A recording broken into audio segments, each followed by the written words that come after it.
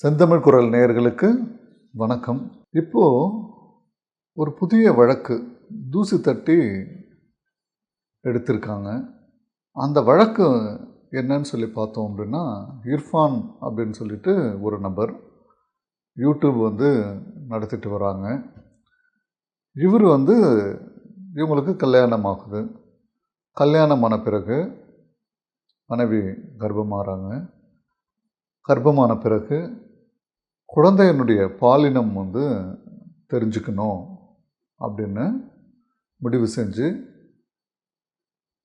துபாய்க்கு போய் துபாயில் அந்த குழந்தைய என்ன பாலினம் அப்படின்னு தெரிஞ்சுக்கிட்டு அதை நம்ம தமிழ்நாட்டுக்கு இங்கே ஒரு உற்றார் உறவினர்களுக்கு நண்பர்களுக்கு எல்லாருமே சொல்லி அதை ஒரு விழாவாக நடத்தி அந்த விழாவை வீடியோவாக எடுத்து அந்த வீடியோவை தன்னுடைய யூடியூப் சேனலில் போட்டிருக்காங்க. போட்ட உடனே நிறைய எதிர்ப்பு குரல்கள் வருது. ஏன் எதிர்ப்பு குரல்கள் வருது அப்படின்னு சொல்லி பார்த்தோம்னா, குழந்தை கருவில் இருக்கும்போது குழந்தை ஆணா பெண்ணா அப்படின்னு பார்க்கறது தவறுன்னு சொல்கிறது மட்டும் இல்லாமல் பாலின தேர்வு தடை சட்டம் அப்படின்னு நம்ம இந்தியாவில் நடைமுறைப்படுத்தியிருக்காங்க. இந்த சட்டம் 1994 அமலுக்கு வருது. இந்த சட்டத்தின் பிரகாரம் கருவில் இருக்கிற குழந்தை ஆணா பெண்ணா அப்படின்னு சொல்லி அறிவிக்கக்கூடாது. அது கணவனுக்கோ இல்லை அவங்களுடைய உறவினர்களுக்கோ யாருக்குமே கருவில் இருக்கும் குழந்தையை ஆணா பெண்ணான்னு சொல்லி அறிவிக்கக்கூடாது. அப்படியே அறிவித்தாங்க அப்படின்னு சொன்னால் அது பாலின தேர்வு தடை சட்டத்தின் பிரகாரம் அது குற்றம். இதுதான் 1994 இந்த சட்டம் அமலுக்கு கொண்டு வராங்க. இப்படி நம்மளுடைய இந்தியாவில் ஒரு சட்டம் இருக்கும்போது கருவில் இருக்கிற குழந்தையே ஆணா பெண்ணா அப்படின்னு சொல்லிட்டு துபாய் போயிட்டு அங்கே தெரிஞ்சுக்கிட்டு இங்கே ஒரு விழாவை எடுத்து இந்த விழாவை வீடியோவாக பண்ணி அவருடைய யூடியூப்பில் போடும்போது அது எல்லாமே எதிர்ப்புகள் நிறைய கிளம்பிச்சு. எதிர்ப்புகள் கிளம்பின உடனே அந்த வீடியோவை டெலீட் பண்ணிடுறார். சரி, டெலீட் பண்ண உடனே மறுபடியும் அப்போது சுகாதாரத்துறை இவங்களுக்கு நோட்டீஸ் அனுப்புது. நோட்டீஸ் அனுப்பிச்சு இதுக்கு விளக்கம் கேட்குறாங்க. விளக்கம் கேட்டதில் நான் செஞ்சது தப்பு, நான் இனிமேல் இந்த மாதிரி பண்ண மாட்டேன், இந்த மாதிரி வீடியோவை எடுக்க மாட்டேன் அப்படின்னு சொல்லிட்டு அவர் ஒரு கடிதம் சுகாதாரத்துறையில் கொடுத்துட்றாரு. அந்த கடிதம் ஏற்றுக்கொள்ளப்படுகிறது. ஏற்றுக்கொள்ளப்பட்டு அவர் மீது எந்தவித நடவடிக்கையும் எடுக்கலை அப்படின்றது தான் இப்போ பெரிய குற்றச்சாட்டாக இன்றைக்கி நிற்குது. இது ஒரு விஷயம் அப்படியே மறையுது. மறையிற நேரத்தில் குழந்தை பிரசவம் ஆகுது. குழந்தை பிறக்கும்போது குழந்தையினுடைய தொப்புள் கடியை இவர் வெட்டுற மாதிரி வீடியோ எடுத்து அந்த வீடியோவை மறுபடியும் தன்னுடைய யூடியூப் சேனலில் போடுறார். இதுவும் பெரிய சிக்கல்களை ஏற்படுத்துது. அந்த மாதிரி சிக்கல்கள் ஏற்படுத்தின உடனே மறுபடியும் அந்த வீடியோவை தன்னுடைய யூடியூப் சேனலில் இருந்து டெலீட் பண்ணிடுறார். டெலீட் பண்ண உடனே மறுபடியும் அப்போது இருந்த கவர்மெண்ட் இல்லை இது தப்பு, இது பெரிய குற்றம் அப்படின்னு சொல்லிட்டு அவங்களும் இது பண்ணுறாங்க. அதுக்கப்புறம் அந்த வீடியோ அப்படியே மறைஞ்சு போயிடுது. அதுக்கப்புறம் இப்போ ஒருத்தர் உயர்நீதிமன்றத்தில் வழக்கு தாக்கல் செய்கிறாங்க. உயர்நீதிமன்றத்தில் வழக்கு தாக்கல் செஞ்சு இர்ஃபான் மேலே தகுந்த நடவடிக்கை எடுக்கணும் அப்படின்னு சொல்லிட்டு அவர் வழக்கு தாக்கல் செஞ்சு உயர்நீதிமன்றமும் 8 வாரத்துக்குள்ளே இந்த கேஸ் முடிச்சுக்கணும் அப்படின்னு சொல்லிட்டு சுகாதாரத்துறைக்கு உத்தரவு பிறப்பிடுறாங்க. அந்த உத்தரவின் அடிப்படையில் வழக்கு தொடுத்தவரையும் இந்த இர்ஃபான் அவர்களையும் 2 பேரையும் விசாரணை செஞ்சு இப்போ வந்து வச்சுருக்காங்க. அவங்க வந்து தகுந்த நடவடிக்கை எடுப்பாங்க அப்படின்னு சொல்லிட்டு எதிர்பார்க்கப்படுகிறது. இது ஒரு கட்டம் இருக்கும்போது இவர் வந்து துபாயில் வந்து போயிட்டு ஆனா பெண்ணா அப்படின்னு சொல்லிட்டு பார்த்துட்டு வந்தார் இல்லையா. துபாய், சிங்கப்பூர், தாய்லாந்து போன்ற நாடுகளில் கருவில் இருக்கும் குழந்தை ஆனா பெண்ணா அப்படின்னு அறிவிக்கிறதுல அந்த நாட்டின் சட்டத்தில் வந்து குற்றம் கிடையாது. கருவில் இருக்கிற குழந்தைய ஆனா பெண்ணான்னு சொல்லி அறிவிக்கிறது அங்கே வந்து எந்தவித தவறும் கிடையாது அப்படின்னு சட்டம் அந்த நாட்டில் வந்து அமலில் வந்து இருக்குது. அதனால் கருவில் இருக்கிற குழந்தை ஆனா பெண்ணான்னு தெரிஞ்சுக்கிறதுல அங்கே வந்து தப்பில்லை. ஆனால் ஒரு இந்தியர் இங்கே வாழக்கூடியவர் இந்தியாவில் பாலின தேர்வு தடை சட்டம் 1994 அப்படின்ற சட்டம் அமலில் இருக்கும்போது அந்த சட்டத்திற்கு விரோதமாக தன்னுடைய மனைவின் கருவில் இருக்கும் குழந்தையை ஆனா பெண்ணா அப்படின்னு தெரிஞ்சுட்டு வந்து அது ஒரு விழாவாக வந்து எடுத்ததும் தப்பு.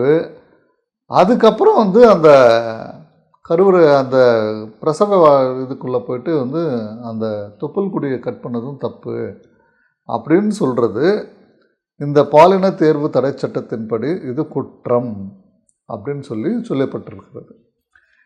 என்ன அந்த பாலின தேர்வு தடை சட்டம் 1994 வந்து சொல்லியிருக்காங்க அப்படின்னு பார்த்தோம்னா, அதாவது கருவில் இருக்கிற குழந்தை ஆனா பெண்ணா அப்படின்னு சைகை மூலமாகவோ இல்லை வார்த்தைகள் மூலமாகவோ இல்லை ரிப்போர்ட்டாகவோ இல்லை எந்த வடிவமாகவோ அது வந்து சொல்லக்கூடாது.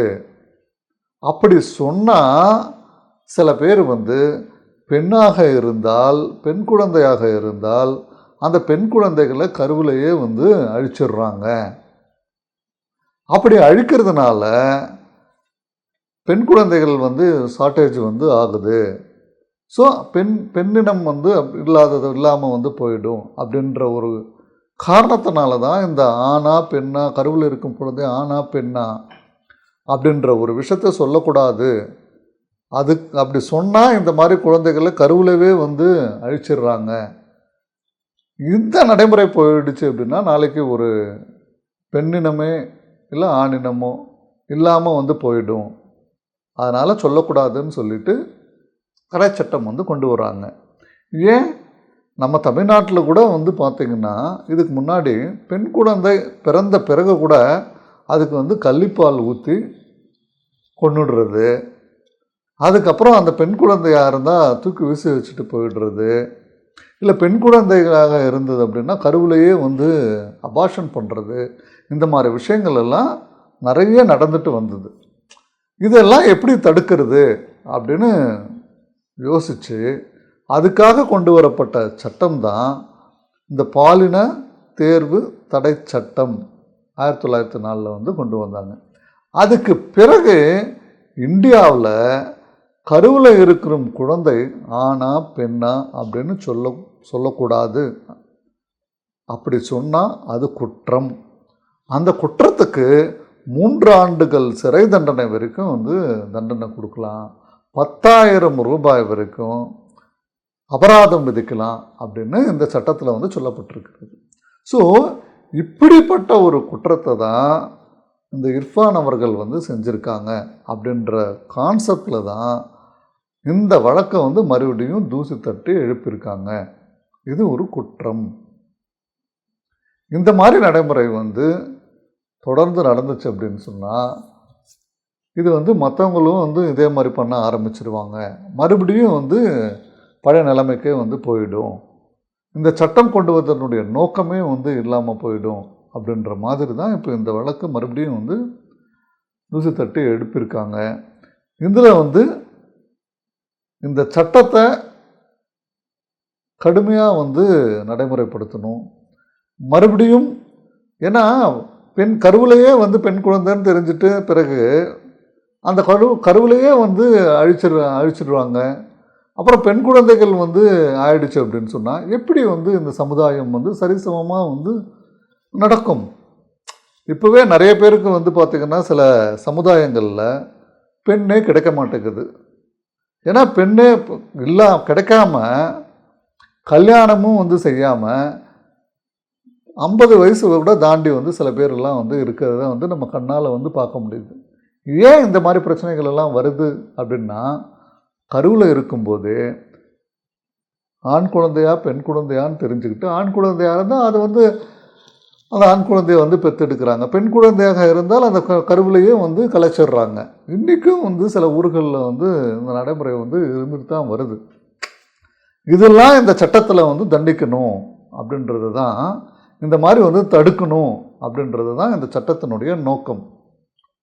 அதனுடைய விளைவு தான் இன்றைக்கி வந்து 50 வயசுக்கு மேலே கல்யாணமே பண்ணாமல் பெண்ணும் கிடைக்காம கஷ்டப்பட்டுட்டு இருக்காங்க. பெண் குழந்தைகளுடைய ஷார்ட்டேஜ் வந்து ஆயிருக்கு. ஸோ பெண் குழந்தைகளை வந்து காப்பாற்றணும். பெண்ணு தான் வந்து மனித சமுதாயத்தை காக்கக்கூடிய ஒரு தெய்வம். அந்த பெண்ணுடைய பெயர்கள் தான் வந்து நம்ம எல்லாத்துக்கும் வந்து வச்சுருக்கோம். பூமாதேவி, அதே மாதிரி அம்மன் சிலைகள், மற்ற எல்லாத்துக்குமே நீங்கள் வந்து பார்த்தீங்க அப்படின்னா பெண் தெய்வங்களுக்கு வந்து அதிகமாக முக்கியத்துவம் வந்து கொடுக்கப்பட்டிருப்பாங்க. ஏன் பெண்களுக்கு வந்து அதிகமான முக்கியத்துவம் கொடுத்துருக்காங்க நம்ம முன்னோர்கள் அப்படின்னு சொல்லி பார்க்கும்போது, அந்த பெண் இல்லை அப்படின்னு சொன்னால் அடுத்த தலைமுறையை நாம் வந்து பார்க்க முடியாது. அடுத்த தலைமுறையை நம்ம பார்க்க முடியாது அப்படின்னா இந்த மனித சமுதாயமே வந்து இருக்காது அப்படின்றது தான் வந்து உண்மை.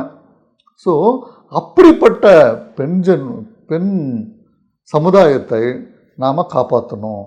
அப்படி காப்பாற்றினா தான் இந்த மனித சமுதாயமே வந்து இந்த பூமியில் தலைச்சு நிற்கும். அதுக்கு ஒரு பிரச்சனை வருது, பெண் பிள்ளைகளை வந்து பெற்றெடுக்கிறதுக்கு ஒரு பிரச்சனை வருது அப்படின்னு சொல்லும்போது இந்த பாலின தேர்வு தடை சட்டம் 1994 வந்து கொண்டு வந்தாங்க. எப்படியாச்சும் இதை தடுத்தே ஆகணும், பெண் பிள்ளைகளை காப்பாற்றியே ஆகணும், மனித சமுதாயத்தை காப்பாற்றியே ஆகணும் அப்படின்ற ஒரு நோக்கத்துக்காக கொண்டு வரப்பட்ட சட்டம். இந்த சட்டம் நடைமுறையில் இருக்குன்னு தெரிஞ்சுக்கிட்டு இந்த மாதிரி ஒரு செயலில் வந்து ஈடுபட்டது குற்றம் அப்படின்னு சொல்லி தான் இன்றைக்கி வந்து மறுபடியும் அந்த வழக்கை தூசி தட்டு எடுத்திருக்காங்க.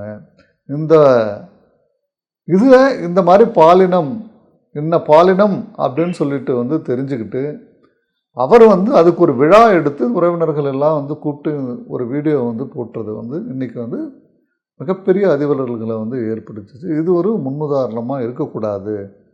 அந்த தவறு செஞ்சவங்களுக்கு இந்த சட்டத்தின் மூலம் தண்டனை கொடுக்க வேண்டும் அப்படின்றதுக்காக தான் இன்றைக்கி வந்து இது கொண்டு வரப்பட்டிருக்கிறது. இனிமே இந்த மாதிரி தவறுகள் நடக்காது அப்படின்ற நம்பிக்கையோடு இருப்போம். பெண் குழந்தைகளை காப்பாற்றப்பட வேண்டும். கருவில் இருக்கும் குழந்தையை ஆனா பெண்ணா அப்படின்னு சொல்கிறது தவறு. சட்டம் இருக்கும்போது சட்டத்தை நாம் மதிக்க வேண்டும். சட்டத்துக்கு உட்பட்டு நாம் நடக்க வேண்டும். சட்டத்துக்கு மீறியவர்கள் மீது தகுந்த நடவடிக்கை எடுக்க வேண்டும். இதுதான் எல்லோருடைய குரலாகவும் இருக்கிறது, நம்மளுடைய குரலாகவும் அதுதான் இருக்கிறது. பார்ப்போம், சட்டம் தன் கடமையை செய்யும். நன்றி, வணக்கம்.